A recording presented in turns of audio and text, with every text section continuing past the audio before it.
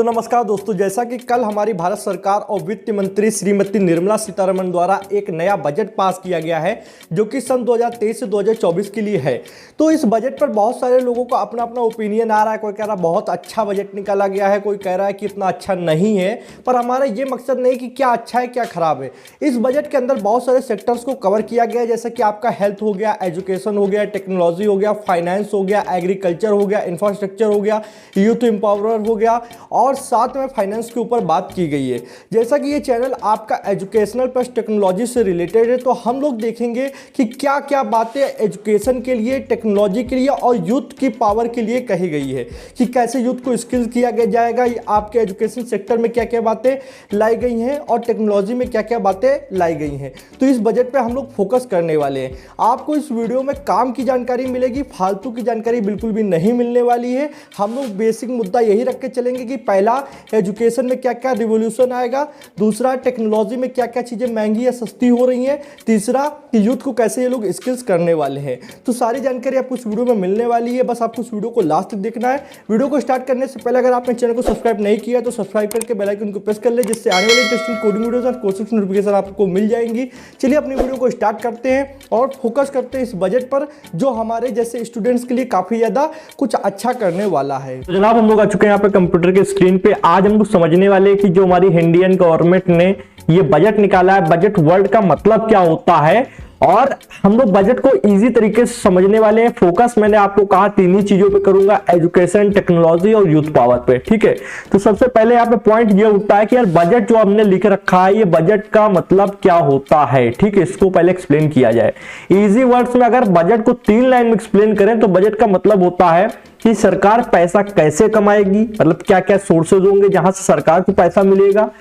ये आपका पहला पॉइंट। ठीक है, दूसरा पॉइंट ये होता है कि सरकार कितना पैसा लगाएगी। बहुत सारे सेक्टर्स होते हैं, अब उन सेक्टर्स में कितना पैसा डिवाइड करना है कि इस सेक्टर में 3%, इस सेक्टर में 6%, इसमें 10%, ऐसा करके कितने कितने सेक्टर में कितना कितना पैसा सरकार लगाएगी, ये तय होता है। तीसरा, सरकार पैसा कहां पर लगाएगी। मालूम बहुत सारे सेक्टर्स हैं, पर हम लोग गिने चुने कुछ सेक्टर्स पे ज्यादा फोकस करते हैं, तो हमारा फोकस किन सेक्टर्स पे है, ये तीसरा पॉइंट है। तो जब भी कहीं आप सुने कि इस साल का बजट पास हुआ है, या फिर सीतारमण जी जो हमारी है, निर्मला सीतारमण जी वित्त मंत्री, उन्होंने बजट पास किया है अभी का, वो हमारा पास हुआ है सन 2023 से सन 2024 का। ठीक है, तो ये जो पास हुआ है इसमें यही 3 मुद्दे हैं कि सरकार पैसा कहां कहां से ला रही है और सरकार के पैसा लाने के क्या क्या सोर्सेज होते हैं। थोड़ा सा एक्सप्लेन कर देता हूं, आपको नॉलेज होनी चाहिए। हम लोग जो इनकम टैक्स देते हैं, जो कस्टम ड्यूटीज लगती है, जीएसटी लगती है, प्लस सरकार हम लोग को जो पैसा मान लो बैंक्स में आप लेते हो उसका इंटरेस्ट सरकार लेती है। दूसरा, हमारी सरकार वर्ल्ड बैंक से भी पैसा उठाती है। ठीक है, तो वहां सब जगह से पैसा आता है। सरकार पैसा कहां कहां लगाती है तो वो अभी मैं एक्सप्लेन करने वाला हूं। सरकार पैसा मतलब कितना लगाएगी ये वही लोग तय करेंगे। जब बजट बनता है तो बहुत ही निगरानी के साथ, बहुत ही सूझबूझ के साथ ये फैसला लिया जाता है। ठीक है, तो अब नेक्स्ट पॉइंट पे आते हैं कि कौन कौन सा सेक्टर है जहां पर पैसा लगाती है सरकार। तो सबसे इंपॉर्टेंट अगर हम लोग अभी का बजट देखें तो फार्मिंग के ऊपर, हेल्थ के ऊपर, एजुकेशन के ऊपर, इंफ्रास्ट्रक्चर के ऊपर, टेक्नोलॉजी के ऊपर, ग्रीन ग्रोथ के ऊपर और यूथ पावर के ऊपर, ये मुख्य कुछ 7 चरण हैं जिनको अमृतकाल नाम दिया गया है और इन पे ज्यादा फोकस किया जाएगा। जिनमें से ऊपर का 3 जो आप देख सकते हो, फार्मिंग, आपका हेल्थ और आपका एजुकेशन, इन पे ज्यादा फोकस किया जाएगा। फिर भी मैं अगर कहूं तो हेल्थ और एजुकेशन पे कम पैसा लगाया जा रहा है पहले के देखते हुए। ठीक है, तो अब मैं यहाँ पे ये नहीं कहूंगा बहुत बढ़िया बजट बना है या फिर बहुत खराब बना है, मैं ये नहीं तय करने वाला हूं। मैं ये तय करूंगा कि क्या क्या चीजें उन्होंने कही इस बजट को बनाते समय और क्या क्या होंगी। ठीक है, आप ये तय करो कि ये बजट कैसा बना हुआ है। ठीक है, तो अब हम लोग बात किन पे करने वाले हैं, बात हम लोग 3 मुद्दों पे करेंगे कि हमारी एजुकेशन के लिए सरकार ने क्या फैसले लिए हैं, कि एजुकेशन को कितना आगे बढ़ाएगी, एजुकेशन के लिए क्या क्या करेगी। और जो उन्होंने बात बोली है बजट के, मतलब जब अनाउंस हो रहा था तो मैं सिर्फ वही बातें आपको गिनाऊंगा, अपने मन से नहीं कहूंगा, अंदाजा नहीं लगाऊंगा कि क्या करेगी, क्योंकि सरकार जो बातें कहती है उनके साथ भी बहुत चीजें करती है, बहुत सी चीजों पे काम हो रहा होता है बिहाइंड द सीन। पर जो बातें, जो फैक्ट उन्होंने बोला है उन पे बात किया जाएगा। सेकंड, अगर ये चैनल मैं देखूं तो ये टेक्नोलॉजी से रिलेटेड काफी ज्यादा है। मान लो अगर हम लोग देखें तो 40 और 60 का आंकड़ा बनता है हमारे चैनल का। 60% हम टेक पे रहते हैं और 40% हम लोग एजुकेशन पे रहते हैं। अगर आप टेक के बारे में सीख रहे हो तो यही दोनों सेक्टर मिलके आपका एक तरीके से एजुकेशन ही कहलाएगा और इसी से आपको जॉब मिलती है, इसी से आप एक अच्छे सभ्य व्यक्ति बनते हो, इसी से समाज का कल्याण होता है। कोई भी बिजनेस करो, कोई भी लाइन में जाओ, आप किसी भी चीज की तैयारी करो, आपका टेक्नोलॉजी उसमें ऐड हो जाती है। ठीक है, उसके बाद हम लोग बात करेंगे यूथ पावर के लिए सरकार क्या कर रही है, क्या उन्होंने फैसले लिए हैं बजट को अनाउंस करते समय। सबसे पहले बात कर लेते हैं एजुकेशन की। एजुकेशन में देखो सबसे पहला उन्होंने एक पॉइंट यहां पे बताया है कि रिवैम्प टीचर्स ट्रेनिंग विया district institute of education and training. तो इसका मतलब क्या, रिवैम्प टीचर्स ट्रेनिंग मतलब जो हमारे टीचर्स हैं जो पढ़ाते हैं उनको और ज्यादा प्रशिक्षित किया जाएगा, मतलब उनकी जो स्किल्स हैं उनको और ट्रेनिंग देके और इनहेंस किया जाएगा। किसके माध्यम से, district institute of education and training. आपका डिस्ट्रिक्ट लेवल पे जो इंस्टीट्यूट है, मतलब ये पूरा इंस्टीट्यूट है जो डिस्ट्रिक्ट लेवल पे काम करता है, जितने टीचर्स होते हैं सरकारी टीचर उनको प्रशिक्षित किया जाता है, उनको अभी के जो समय के आधार पर जो एजुकेशन है उसके बारे में रूबरू कराया जाता है। टेक्नोलॉजी से बहुत से टीचर्स अभी बिछड़े हुए हैं जो ऑनलाइन नहीं आए, उनको उनके बारे में सिखाया जाता है। कुल मिला के टीचर्स की स्किल को और एनहेंस किया जाता है इस ट्रेनिंग प्रोग्राम के माध्यम से। तो इसमें सरकार ने थोड़ा जोर दिया है कि ये प्रोग्राम जारी रहेगा और टीचर्स को और ज्यादा बेटर बनाना है। ठीक है, देखो टीचर्स तो अभी भी है, मान लो 25 बच्चे पे या 30 बच्चे पे एक 25,000 या 30,000 बच्चे पे एक टीचर कुछ है, ऐसा आंकड़ा है। ठीक है, पर मान लो वो टीचर कितना अच्छा है ये अभी भी कोई कुछ नहीं कह सकता है। ठीक है, बहुत से टीचर काफी अच्छे हैं, आप खुद जानते होंगे, पर बहुत से आप जानते हो यूनिवर्सिटीज में क्या होता है और आपके कॉलेजेस में क्या होता है, ना बच्चे को पढ़ना होता है ना टीचर को पढ़ाना होता है, आकर बस चौक से घुमाया फिराया, प्रेजेंट ही हुई, चले गए। तो मैं उस पर ज्यादा नहीं जाऊंगा, फिर भी आप समझ सकते हो। सेकंड पॉइंट में क्या कहा गया है कि जैसा आप अभी कोविड आया था, कोविड में क्या हुआ कि सारे एजुकेशन के जितने हब थे, आपकी कोचिंग्स, आपका स्कूल्स, कॉलेजेस, यूनिवर्सिटी सब बंद थी। ठीक है, तो ऐसे में क्या था, ऑनलाइन एजुकेशन हम लोग ले रहे थे। ऑनलाइन एजुकेशन में हम लोग ने एक चीज नोटिस करी कि प्राइवेट सेक्टर जो है आपका, लाइक जितने भी आपके प्राइवेट सेक्टर के अंदर बड़े बड़े बायजूस, पीडब्ल्यू स्किल्स, मान लो फिजिक्स वाला स्किल्स, ऐसी जो कंपनीज हैं उनका काफी बड़ा योगदान रहा है। पर अगर हम लोग सरकार का देखें तो सरकार उतना ज्यादा कुछ अच्छा नहीं कर पाई है। कुछ ऐसे प्रोग्राम चले थे जो टीवी पर आते थे बच्चों को पढ़ाने के लिए, पर उससे बच्चे पढ़ते नहीं है, ये मैं साफ कह सकता हूं। तो हम जैसे यूट्यूबर्स ने और जैसे मतलब बहुत से हमारे अलग सर हैं, इनके इंस्टीट्यूट ने, बायजूस ने, अनअकैडमी ने, मैं खुलेआम नाम ले रहा हूं, इन्होंने ऑनलाइन एजुकेशन को बढ़ावा दिया इंडिया के अंदर। पर सरकार अब ये चाह रही है कि मान लो अगर फिर से ऐसा कुछ होता है तो एजुकेशन में कहीं पे भी लैक देखने को न मिले, उसके लिए एक सरकार गठन करेगी। किस चीज का, नेशनल डिजिटल लाइब्रेरी का। नेशनल डिजिटल लाइब्रेरी में क्या होगा, बच्चे और जो बाहर बड़े लोग हैं जो काम कर रहे हैं वो सभी लोग उस डिजिटल लाइब्रेरी पे जाकर पुस्तकें पढ़ सकते हैं, उनको वहां पे बाकायदा बुक्स मिलेंगी और वो डिजिटल लाइब्रेरी है, आपको ऑनलाइन आप कंप्यूटर मोबाइल के माध्यम से एक्सेस कर सकते हैं। नेशनल लेवल पे होगी, उसमें काफी सारी बुक्स आपको अवेलेबल कराई जाएंगी, उनके पाठ्यक्रम को आप पढ़ सकते हैं। तो ये चीज मुझे काफी अच्छी लगी कि अगर डिजिटल लाइब्रेरी खुलती है तो हम लोग बहुत जगह हम लोग पीडीएफ ढूंढते हैं या फिर बहुत जगह पर्टिकुलर किसी बुक का हम लोग कुछ ढूंढते हैं मटेरियल, तो वो हम लोग वहां से ले सकते हैं जाकर। तो मेरे हिसाब से ये चीज अच्छी है, बस यहाँ पे बुक्स की कमी ना हो यार, प्रॉपर चीजें होनी चाहिए। अगर लाइब्रेरी का मतलब है तो वहां पे सारे आपके state board, UP board, MP board जितने हैं उनके बोर्ड्स की बुक भी मिल जानी चाहिए। ठीक है, तो ज्यादा अच्छा रहेगा।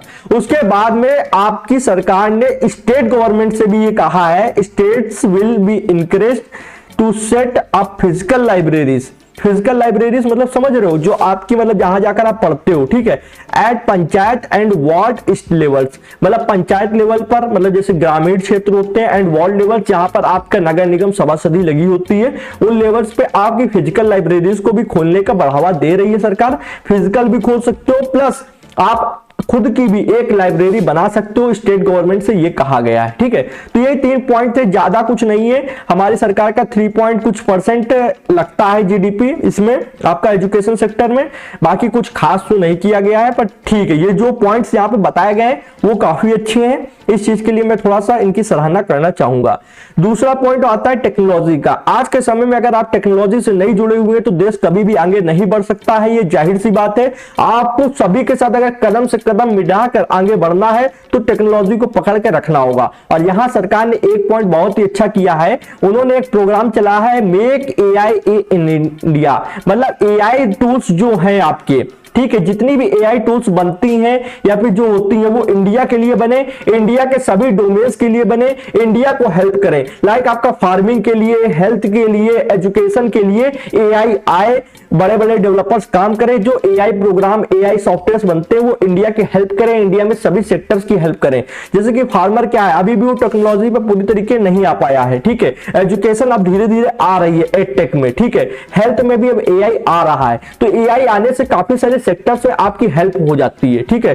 तो सरकार ने फोकस किया है आर्टिफिशियल इंटेलिजेंस पे, ये बहुत अच्छी बात है। आर्टिफिशियल इंटेलिजेंस काम करती है मशीन लर्निंग पर, तो हम यही कहेंगे कि अभी से आप कोडिंग पर फोकस करने लगे, क्योंकि ये जितने भी डोमेन है, AI, ML, data science, data analytics, जितने भी डोमेन है, ये सब आपके आते कहां पर है, आते आपके कोडिंग पर ही है। जब तक आप कोडर नहीं होंगे, आप प्रोग्रामर नहीं होंगे, कुछ भी इनमें से नहीं कर सकते हो। तो अभी से अपने पैर जमा लो। मैं आज आपको इस वीडियो में लिख के दे सकता हूं, अगर मेरी ये बात गलत निकल जाए तो आप कुछ भी कर सकते हो। आप डिसलाइक कर दो, कमेंट में गाली लिख दो।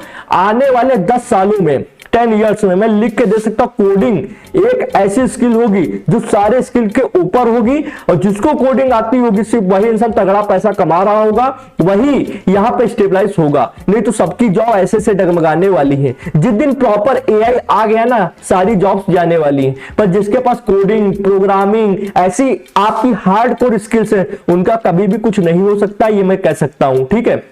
सेकंड पॉइंट में क्या है, नेशनल डाटा गवर्नेंस पॉलिसी लाने वाली सरकार, ठीक है। नेशनल डाटा गवर्नेंस पॉलिसी लाएगी, इसका मैं आपको थोड़ा सा यहाँ पे इंफॉर्मेशन मैंने लिख के रखी है।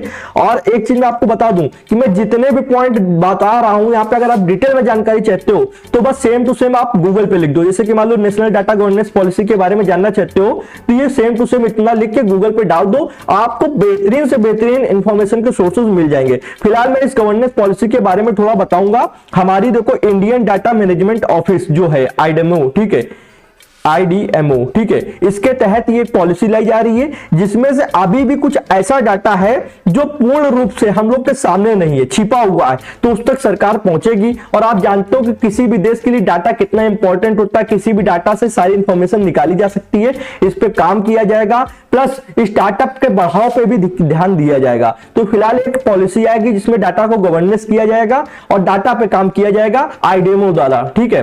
तो अब यहाँ पे ये तीसरा पॉइंट भी मुझको बताना है, तीसरा पॉइंट काफी सही है। Setting up 100 labs for 5G service based application development.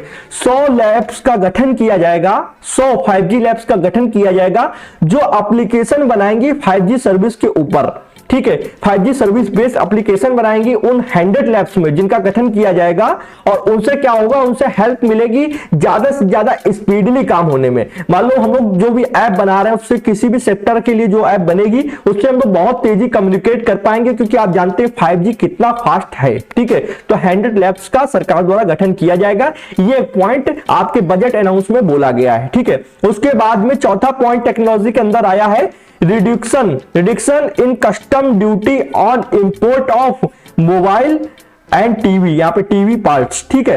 तो इसमें क्या है कि आपके मोबाइल को, टीवी को बनाने के लिए जो पार्ट्स होते हैं, जैसे आपका माइक्रोचिप हो गई, बैटरी हो गई, लिथियम आयन बैटरी, या फिर डिस्प्ले हो गई, वो सब इंपोर्ट किए जाते हैं पार्ट्स को। तो जब भी किसी पार्ट्स को इंपोर्ट किया जाता है तो आपका वहां पे लगता क्या है, कस्टम ड्यूटी। कस्टम ड्यूटी एक तरीके का टैक्स ही आप समझो। तो इसमें क्या है कि कस्टम ड्यूटी को कम किया जाएगा, कम मतलब रिडक्शन है तो कम किया जाएगा, इसलिए जिससे ज्यादा से ज्यादा पार्ट्स को यहां पर इंडिया में लाया जाए और इंडिया में ही बनाया जाए। मतलब इंपोर्टेशन पे ध्यान देंगे कि चीजें यहां पर आके यहीं पे बने, जिससे रोजगार लोगों को मिले। और इससे एक पॉइंट और होगा कि आने वाले 4 से 5 महीनों बाद आपके जो मोबाइल है और टीवी के एसेसरीज है, टीवी है आपकी, वो थोड़ा सा सस्ता देखने को मिलेंगी। अब इतना सस्ता नहीं कि 1 लाख का फोन आपको 90,000 या 80,000 में मिलेगा, फिर भी 4,000, 5,000 का, 10,000 का अंतर आने वाला है, ठीक है। तो यहां पे आप देखना कि मोबाइल और टीवी, जो स्मार्ट टीवी आजकल के आ रहे हैं, वो थोड़ा सा सस्ते होंगे क्योंकि कस्टम ड्यूटी कम कर दी गई है। तो ये 4 पॉइंट काफी अच्छे थे। टेक्नोलॉजी पे सरकार ध्यान दे रही है, इसके लिए मैं उनकी सराहना करना चाहूंगा। यूथ पावर पे ध्यान देते हैं। यूथ पावर पे वैसे ज्यादा तो कुछ मुझे मिला नहीं, 2 पॉइंट और थे, वो इतना जरूरी नहीं थे। फिलहाल ये पॉइंट मैंने उठाया हुआ, ये ज्यादा जरूरी है। ये क्या लिखा हुआ, PMKVY प्रधानमंत्री कौशल विकास योजना वर्जन 4.0 विल बी लॉन्च्ड। अब प्रधानमंत्री कौशल विकास योजना एक ऐसी योजना है जहां पर स्टूडेंट्स को फ्री ऑफ कॉस्ट आपको बहुत सारे कोर्सेज कराए जाते हैं। लाइक आपका अभी तक क्या कराया जाता था, कंप्यूटर से रिलेटेड आपके कोर्स कराए जाते थे, मैंने देखा ये चीज। और लड़कियों को आपका सिलाई बुनाई ऐसे जो कोर्सेज होते हैं वो कराए जाते थे। तो कंप्यूटर कोर्सेज के बाद अब जो वर्जन 4.0 लॉन्च हो रहा है, इसके अंदर कुछ और कोर्सेज इंक्लूड किए जाएंगे और वो मैं आपको थोड़ा यहाँ पे नोटिस कराना चाहूंगा। आप खुद देख लो सरकार किस पे फोकस कर रही है, कोडिंग। अब मैं इस बात के लिए कहीं ऐसे फर्जी लिंक लिख के लाया हूं, आप सर्च कर सकते हैं, आपके पास गूगल सर्च इंजन है, आपको खुद पता चल जाएगा। कोडिंग पे फोकस करी जाएगी, एआई पे फोकस करा जाएगा, रोबोटिक्स पे फोकस किया जाएगा, 3D प्रिंटिंग पे फोकस किया जाएगा। ठीक है, तो मैं आपको बताऊं कि अभी से सरकार को ये दिख गया है कि आने वाले समय में कोडिंग बहुत ही इंपॉर्टेंट है। कोडिंग से जब एआई सेक्टर में जाएंगे वो बहुत ही इंपॉर्टेंट है, रोबोटिक्स बहुत ही इंपॉर्टेंट है। कुल मिला के आपका टेक सेक्टर बहुत इंपॉर्टेंट है। टेक सेक्टर में भी जो कोडर प्रोग्रामर है वो बहुत ज्यादा आगे जाने वाले हैं। तो इसीलिए मैं इस चैनल को खोला हुआ हूं, इसीलिए मैं आपको सब कुछ पढ़ा रहा हूं अभी से, कि आने वाले जब 10 साल होंगे ना तो आपको सारी चीजें इस चैनल पे अवेलेबल होंगी। मतलब आप खोलो किसी भी कोर्स का, आप नाम लो, कोर्स अवेलेबल होगा। मैंने HTML कंप्लीट करा दी, CSS कंप्लीट करा दी, अब मैं आपको C लैंग्वेज का बहुत जल्दी कोर्स तैयार कर रहा हूं, उसको भी पूरा कंप्लीट कराऊंगा। मेरा मकसद यही है कि आप प्रोग्रामिंग लैंग्वेज का नाम लो और प्लेलिस्ट में जाकर देख लो, आपको कंप्लीट कोर्स मिल जाना चाहिए। ठीक है, फिर चाहे वो कोई फ्रेमवर्क हो, कोई कोर्स हो, और उस कोर्स को इतना इजी तरीके से बनाया जाए कि यार एक 6ठी क्लास का बच्चा, 4थी क्लास का बच्चा भी उसको समझ सके, और प्लस उसको नोट्स भी अवेलेबल हो कि बेसिक नोट्स वो पढ़े तो उस चीज को समझ में भी आए, बाकी वो खुद के अपने भी नोट्स बनाए। ठीक है, तो मैं इसीलिए चैनल को खोल के बैठा हूं। मेरा सपना यही है कि मैं फ्री ऑफ कॉस्ट आपको सब कुछ यहाँ पे सिखाऊं। मुझे आपसे कुछ नहीं चाहिए, बस आप थोड़ा सा मुझे समर्थन करने के लिए क्या कर सकते हो। आपको देखो समर्थन करने के लिए कुछ नहीं चाहिए होता, आप वीडियो को लाइक कर सकते हो, चैनल से जुड़ने के लिए सब्सक्राइब कर सकते हो, क्योंकि यार जब आप सब्सक्राइब करते हो तो यूट्यूब को लगता है कि हाँ कुछ वैल्यू ऐड हो रही है, तो यूट्यूब बढ़ावा देता है, लोगों तक चीजों को पहुंचा सकते हो। मेरा बस में है मैं वीडियो डाल दूं, वीडियो जानी कैसे है लोगों तक वो मेरे हाथ में नहीं होता है, वो सिर्फ आपके हाथ में। आपके पास शेयर बटन है, अगर आप शेयर बटन से 4 लोगों को भी शेयर करते हो, 4 में से अगर 2 लोग भी देखते हैं तो सोचो कितने ज्यादा लोग देख लेंगे। आपने 4 लोगों को शेयर किया, किसी और ने 4 लोगों को शेयर किया, उनके 2 लोगों ने देखा, फिर उन्होंने शेयर किया, तो कितना ज्यादा हम लोग इंडिया को ग्लोबलाइज कर सकते हैं टेक सेक्टर पे, कितना ज्यादा हम लोग कोडिंग, प्रोग्रामिंग, एआई, रोबोटिक्स को प्रमोट कर सकते हैं। मैं सीधे एक बात जानता हूं कि मुझे सरकार पे पूरी तरीके फोकस नहीं रहना है कि सरकार क्या कर रही है यूथ के लिए। मुझे खुद फ्यूचर दिखता है, मैं, आप सोचते हो मैं मजाक कर रहा हूं, मुझे फ्यूचर दिखता है, मैं फ्यूचरिस्टिक हूं, मैं मानता हूं, मैं इतना ज्यादा रिसर्च करता रहता हूं, इसलिए मैं जानता हूं कि ये चीजें आने वाले समय में आपको काम देंगी और आप आने वाले समय में कहोगे कि भाई आपने हमारे लिए कुछ अच्छा किया था जो आज हमारे काम आ रहा है। तो इसीलिए मैं अभी से ये आपकी न्यूज़ डाल रहा हूं। अगर आप अभी से इस चैनल से जुड़ जाते हैं, मजबूती से पकड़ लेते हैं, तो आने वाले समय में आपको बहुत ज्यादा फायदा होगा, ये आज मैं दावा कर रहा हूं। बस इसी के साथ ये वीडियो को विराम दूंगा। तीनों पॉइंट पे जो इंपॉर्टेंट चीजें थी वो मैंने कवर कर दी है। काफी सारी चीजों को मैंने यहाँ पे नहीं कवर किया है जो इस चैनल से रिलेट नहीं करती हैं, तो फालतू का आपको बताना जरूरी भी नहीं है। आपके काम का जो है वो आप समझिए। बाकी मैं अगर आंकड़े यहाँ पे निकालूं कि टैक्स कितना लगना है, ये कितना लगना है, वो आपकी किस काम का। अभी आप इतना नहीं कमा रहे हो कि आप टैक्स दोगे, ये मैं भी जानता हूँ, जाहिर सी बात है। 5 से 6 लाख 7 लाख पे टैक्स लगता है जाकर, वो हमको आपको समझाना भी जरूरी नहीं है। ठीक है, तो आप क्या करें, वीडियो को लाइक करें जिससे मुझे भी थोड़ी मोटिवेशन मिलेगी। कोई फीडबैक देना चाहते हो तो आप कमेंट में दे सकते हैं। चैनल को अभी तक सब्सक्राइब नहीं किया तो सब्सक्राइब करके बेल आइकन को प्रेस कर लीजिए, जिससे आने वाली इंटरेस्टिंग कोडिंग वीडियोस और कोर्सेज की नोटिफिकेशन आप लोग को मिलती रहेंगी। आज वीडियो में जनाब इतना ही था। थैंक्स फॉर फ्रेंड्स, जय हिंद, जय भारत।